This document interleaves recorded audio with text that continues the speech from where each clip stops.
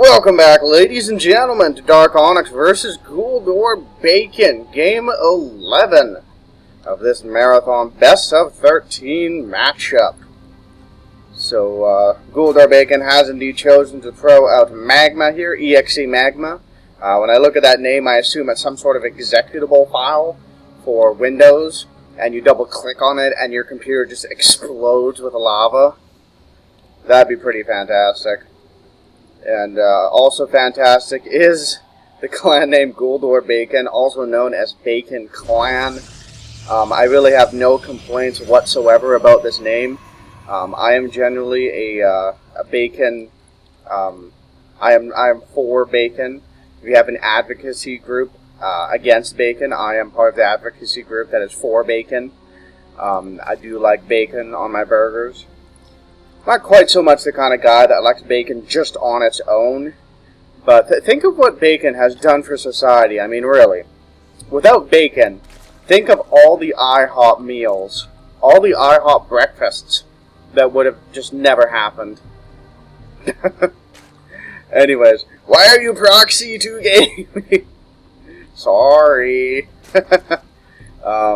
Anyways, Magma here, he is indeed in the Platinum League, so going up against a Masters League player. Magma's got his work cut out for him, man. No question. At this point, what I think Ghuldor Bacon's strategy should be is play the longest, drawn-out macro games possible. Because he has to win 3 more games if he's going to take it for DarkOnyx. It's all up to him. So, basically, the remaining players are, we've got Magma here, Platinum. Then we've got Dutrocity, he is Diamond. And then their ace is Heretic, who is Masters. So I assume that after this, they're going to throw out Dutrocity. And then after that will be, of course, Heretic, which will be the final match, if it gets that far. But I think what Bacon Clan's strategy at this point is, well, like I already said, they should try to have really long games that can tire Yoon out. And play just really long, really irritating styles of play. Not even necessarily ones that will get you a win, but say like Muta Harass. Just do nothing but Muta Harass. Have like 3 control groups of Mutas and have each of them attacking a different expansion at the same time. You know, you might lose, but the idea is to wear Yoon down, so that way when he finally gets to the game versus Heretic, he's more tired. You know, he might be more inclined to just cheese to try to win because he just wants to get it over with. That kind of thing. And I know I've been talking about Teja so much lately, but that's kind of the reason Teja ended up falling in TAC3, I think. He played, I think he won 9 games against Incredible Miracle. Like, it's truly, was it 9? No, it wasn't 9. It was, he played 9 games total, I think. Which is kind of ridiculous. Yoon doing some cute cannon rushing here. This pylon completely blocks off of that cannon. There are 2 Zerglings out that will try to help with this, but I don't know what 2 Zerglings are going to be able to do against a cannon. Can they out-DPS that build time? Oh, wow, they can. Why so BM?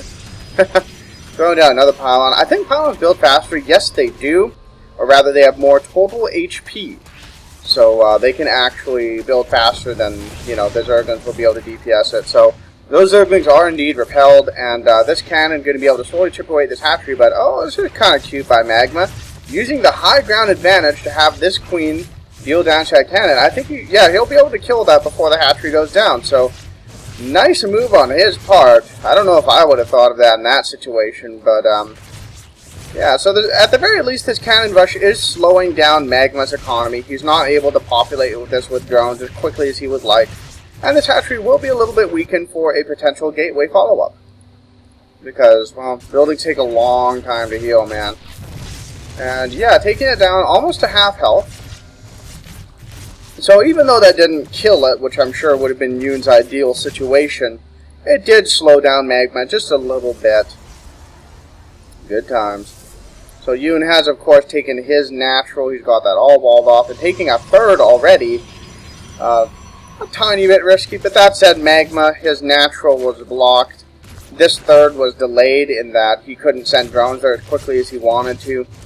And so, I feel this is reasonably safe. Yeah, Magma doesn't even have gas yet. Actually, yeah, this is quite safe at this point, I would say. Because Magma won't even be able to get speed for some time. He is getting a Roach Warren. So that could allow him to start flooding roaches in 3-4 minutes. And then try to apply some pressure there. Do kind of that Stefano style. Where you basically max at 13 minutes, which is completely nuts.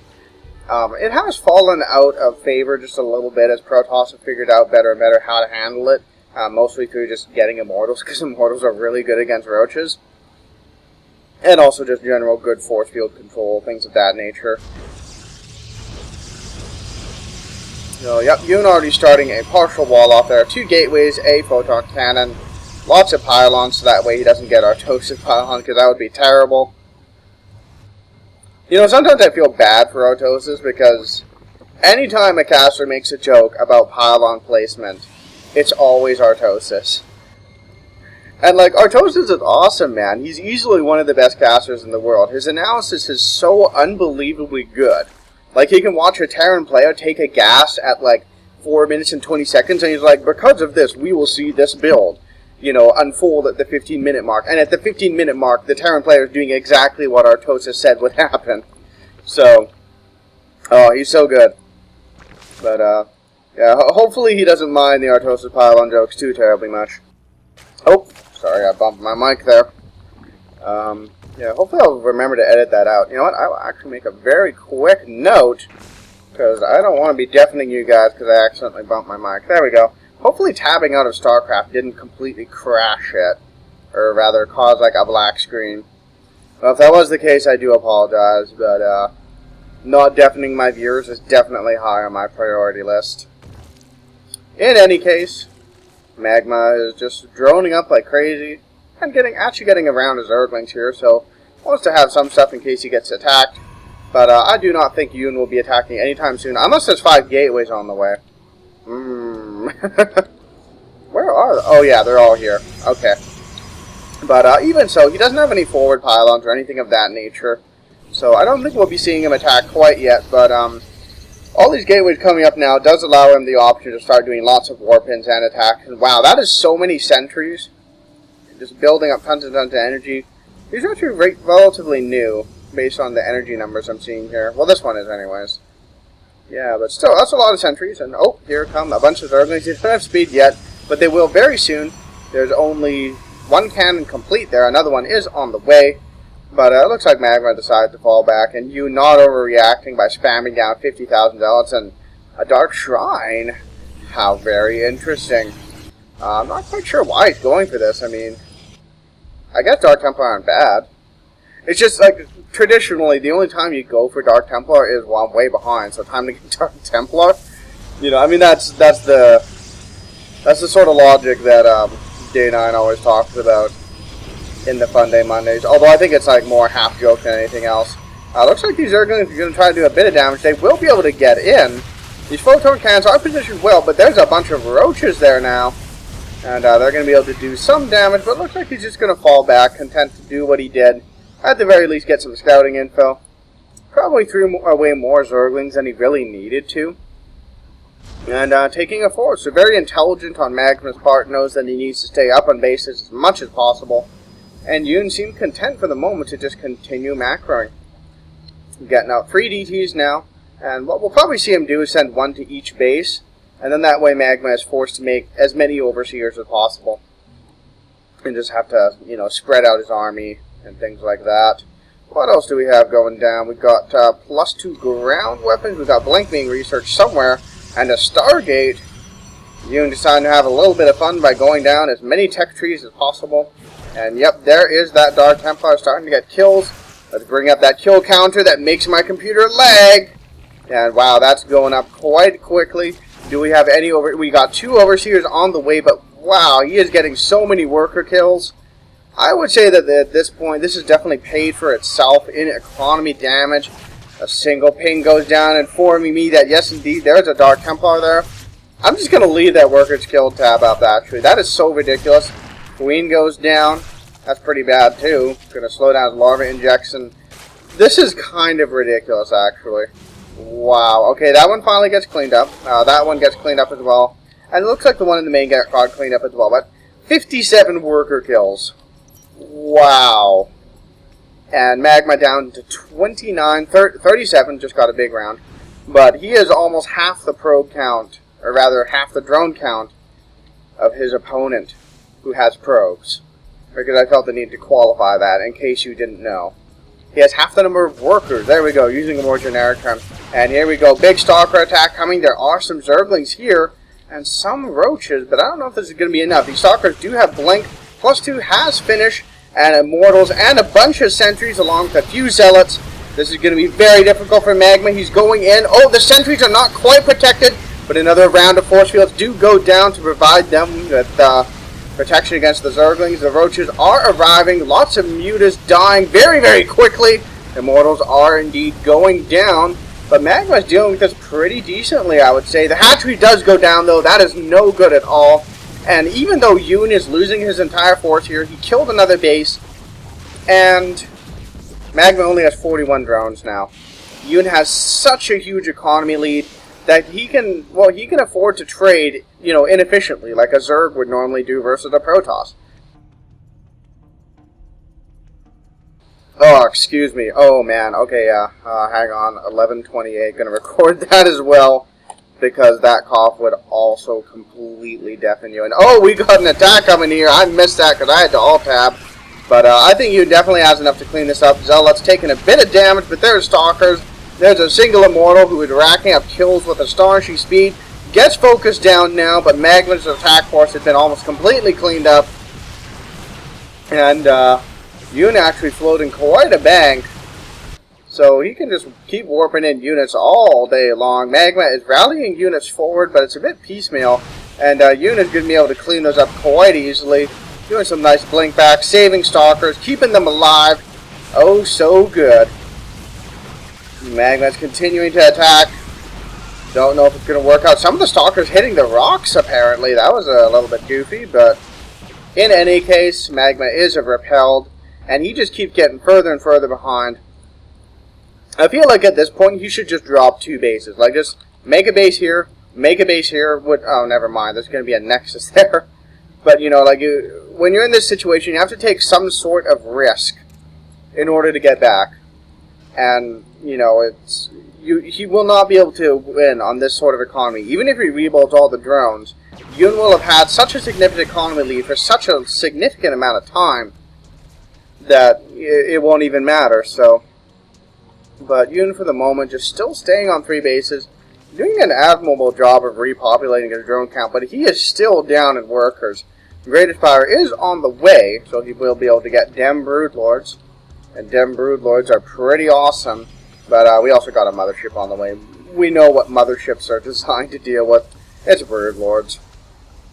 Do Protoss ever... I'm trying to remember if Protoss ever build Motherships in PvT. I'm not sure I've ever really seen one, just because in PvT you always end up with so many Vikings that a Mothership would be shot down immediately. I mean, I guess they do use them from time to time.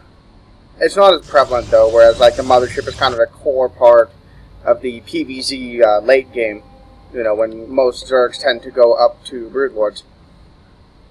In any case, we got some Void Raids being added on for good measure. And wow, we have so many different kinds of tech. Robo Bay, Fleet Beacon, is there like a... There's a Templar Archives too, so he can build literally whatever he wants. And he can kind of get away with that at this point, because he's just got such a big lead. But for the moment, he's not really pressing his advantage. I feel like he probably should have attacked like 2 or 3 minutes ago.